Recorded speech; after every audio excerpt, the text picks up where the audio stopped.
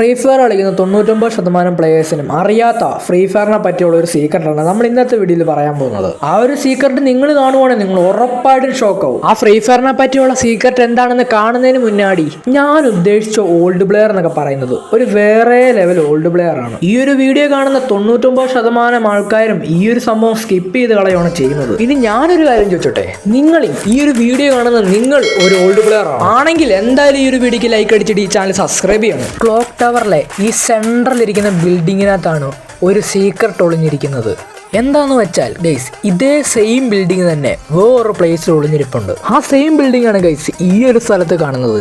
ഇവിടെ ഒരു വെൻഡിങ് മെഷീനോടെ ഉണ്ടെങ്കിൽ കൃത്യം ക്ലോക്ക് ടവർ പോലെ തന്നെയാണ്. നമ്മൾ ക്ലോക്ക് ടവറിന്റെ ഈ ഒരു ബിൽഡിങ്ങിന്റെ അവിടെ ഇവിടുന്ന് പയ്യെ കയറി ഗൈസ് ഇതിന്റെ മേളിൽ നമ്മൾ കയറാറുണ്ട്. അതേകൂട്ട് തന്നെ ഈ ഒരു ബിൽഡിങ്ങിന്റെ മേളിൽ നമുക്ക് കയറാൻ പറ്റും. ചില ഓൾഡ് പ്ലേയേഴ്സിന് ഈ ഒരു കാര്യം അറിയായിരിക്കാം, പക്ഷെ ചിലവർക്ക് ഈ കാര്യം അറിയത്തില്ല.